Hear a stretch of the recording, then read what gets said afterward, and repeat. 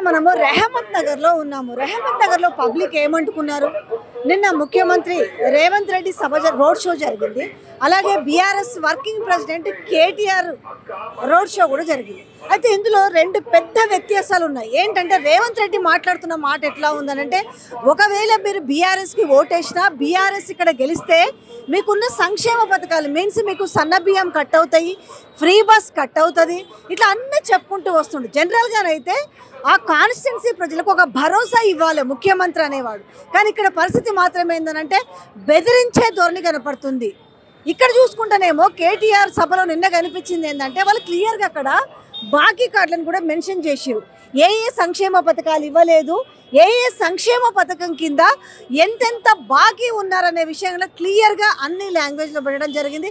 First చూడండి, రైతన్నలకు కాంగ్రెస్ బాకీ కార్డు 22 పాలనలలో దేనికి రైతు భరోసా విషయంలో ఎంత బాకీ ఉన్నాడు, రుణమాఫీ విషయంలో ఎంత బాకీ ఉన్నారు, అలాగే బోనస్ విషయంలో ఎంత బాకీ ఉన్నారు, దాని తర్వాత పెన్షన్స్ విషయంలో ఏ విషయాల్లో ఎంత బాకీ. తర్వాత సెకండ్ మీరు చూడొచ్చు, తులం బంగారానికి సంబంధించి 22 నెలల పాలనలో కాలం ముగిసిపోయి ఇంకా 2 సంవత్సరాల కాలం కూడా ముగుస్తున్న నేపథ్యంలో ఒక్కరికి కూడా తులం బంగారం ఇచ్చిన నేపథ్యం కనిపిస్తలేదు.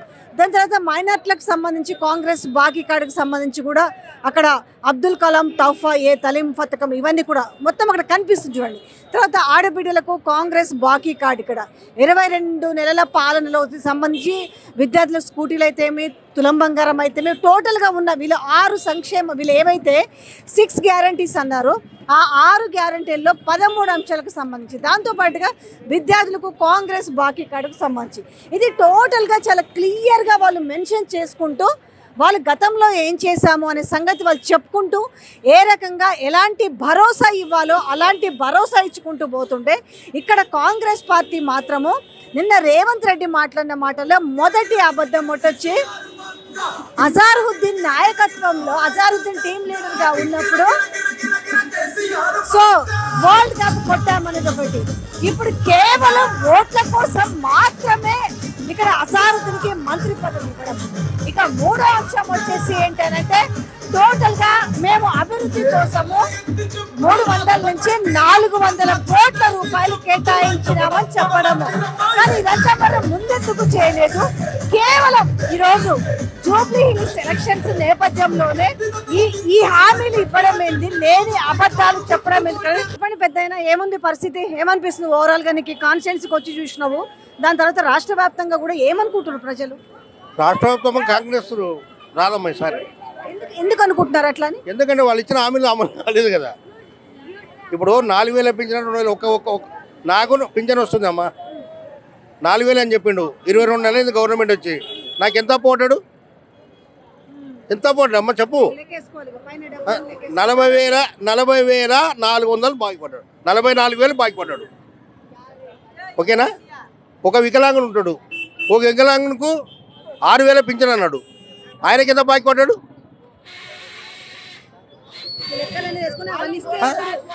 మరి రైతు బంధు 7,500 ఇస్తాను, దగ్గరకు 6,000 ఇచ్చాడు, అది బాకీ కదా. అది ఒకటి. ఇప్పుడు నిరుద్యోగ వృత్తి అన్నాడు పిల్లలకు, ఏడిచ్చాడు నిరుద్యోగ వృత్తి? ఎప్పుడు నోటిఫికేషన్ ఇచ్చాడు అప్పుడు 60,000 ఉద్యోగాలు ఇచ్చాడు. నోటిఫికేషన్ ఇచ్చిన సంవత్సరానికి కూడా ఉద్యోగాలు రావు. కేసీఆర్ ఇచ్చిపోయినటువంటి ఉద్యోగాలు ఇచ్చుకుంటావు, కేసీఆర్ని తిట్టుకుంటూ నేను ఇచ్చిన ఉద్యోగాలు అంటాడు. ఇంత అన్యాయమా? ఇంత అన్యాయమమ్మా. నీవు చీరలు ఇవ్వలేకపోతివి ముస్లింలకు కానీ హిందువులకు కానీ, రంజాన్ పండుగ కానీ, ఉగాది కానీ, సంక్రాంతి కానీ, దీపావళి కానీ కేసీఆర్ గారు అన్ని మతస్థులకు సమానంగా చూసాడు. షాది ముబారక్ ఇవ్వబోతివి, లక్ష రూపాయలు కేసీఆర్ ఇచ్చినవి ఇస్తున్నావు. తులం బంగారంటివి, తులం బంగారు ఇవ్వబోతివి. వాగ్దానాలు ఎన్నో చేసినామా, అన్నీ రాసిపెట్టిన బాకీ కాడు, కాంగ్రెస్ బాకీ కాడు. ఇంకా మనం చెప్పాల్సిన అవసరం లేదు, మీకు తెలుసు. కానీ గ్రామాల్లో కూడా చాలా వ్యతిరేకత ఉంది. ఇప్పుడు పింఛన్ కూడా పెద్దవని చెప్పినట్టు ఎప్పుడు కేసీఆర్ 5 లోపల 10 లోపల ఇచ్చేది. ఇప్పుడు లాస్ట్ మూమెంట్లో వచ్చి 20 నెలలు ఇచ్చి ఇట్లా 2 నెలల కింద 2 నెలలో 3 నెలల పింఛన్ ముంచాడు. ఆ పింఛన్ పంపిస్తే నాకు 50,000 బాకీ, నాకే బాకీ. అదేవిధంగా మరి రైతులకు కూడా చాలా కోసం పెట్టిండు. పిండి దొరకలే ఈరే సంచులు ఊర్లలో గ్రామాల. ఎప్పుడు వెనకడ కాంగ్రెస్ గవర్నమెంట్ చెప్పులు పెడుతుంది లైన్గా, అదే ప్రకారం అయింది ఈసారి. చాలా రైతులు గోసం చనిపోయింది కూడా. చాలా వ్యతిరేకత ఉంది గవర్నమెంట్ మీద. కేసీఆర్ అప్పు చేసినంటే కేసీఆర్ ప్రజలకు పంచి అప్పు చేసాడు. కానీ మీరు పంచకుండా మీరు క్యాబినెట్ అంతా కూర్చొని ఎవడు ముఖ్యమంత్రో ఎవడు ఉప ముఖ్యమంత్రో ఏ మంత్రి తెలుస్తుంది. ఏ శాఖ మంత్రో ఆ మంత్రికి అర్థమవుతుంది. ఎలక్షన్ హడావుడి జరుగుతుంది కదా, ఏం చెప్పదలుచుకున్నారు? ఇక్కడ జూబ్లీ హిల్స్ ప్రజలు చాలా తెలివైన వాళ్ళు. 100% కేసీఆర్ గారిని గెలిపిస్తారు. దీంట్లో ఎలాంటి అనుమానం లేదు. ఎందుకు అట్లా అనిపిస్తుంది? ఇప్పుడు ఎందుకు అట్లా అంటే 10 సంవత్సరాల క్రితం 2014 అంటే ముందు అప్పుడు కాంగ్రెస్ ప్రభుత్వం ఉంది, అంతకుముందు టీఆర్ఎస్ ప్రభుత్వం, అది తెలుగుదేశం ప్రభుత్వం ఉంది. అప్పుడు అన్ని కరువులు, వానలు లేవు, వరదలు లేవు. ఆయన ఉద్యమం చేసి తన ప్రాణాన్ని పణంగా పెట్టి ఈ తెలంగాణని సాధించిన మహానాయకుడు గౌరవనీయులు కేసీఆర్ గారు. మరి ఆయన 10 సంవత్సరాలు ఉన్నాడంటే మేడం, ఒకటి ఇప్పుడు రైతులకు సబ్సిడీ ఏ రైతు కూడా ఒక యూరియా సంచి కొరకు బాధపడలే. ఆయన బాధ పెట్టలే రైతులని. ఎంత సంతోషంగా అంటే వాళ్ళు ఇట్లా పోయి తీసుకొని వచ్చేది అంతే. సంతల సరుకులు తెచ్చుకున్నారు రైతులు. ఈనాడు అవి చెప్పులు లైన్లో పెట్టడం ఏంది, కొట్టుకోవడం ఏంది, చచ్చిపోవడం ఏంది, వర్షాలు పడుతుంటే కూడా వానలు ఇట్లా నెత్తి మీద చేతులు పెట్టుకొని నిలబడడం ఎంత దారుణం మేడం ఇది. ఇటువంటి ప్రభుత్వాన్ని నేను చూడలే. 82కి వెళ్ళి ఉన్నా నేను రాజకీయంలో, కానీ ఇటువంటి ప్రభుత్వాన్ని చూడలే నేను. ఆయన చెప్పిండు అన్ని అలవి కానీ హామీలు అన్నీ ఇచ్చిండు మహానుభావుడు, ఎవరో ప్రస్తుత ముఖ్యమంత్రి గారు. ఆయన ఇచ్చిన 6 గ్యారంటీలు అన్నాడు, ఇంటింటి కార్డులు వంచిండ్రు, నమ్మిండ్రు. మహిళలు కానీ వాళ్ళ పూర్వజన్మ సుకృతం అనుకుంటా.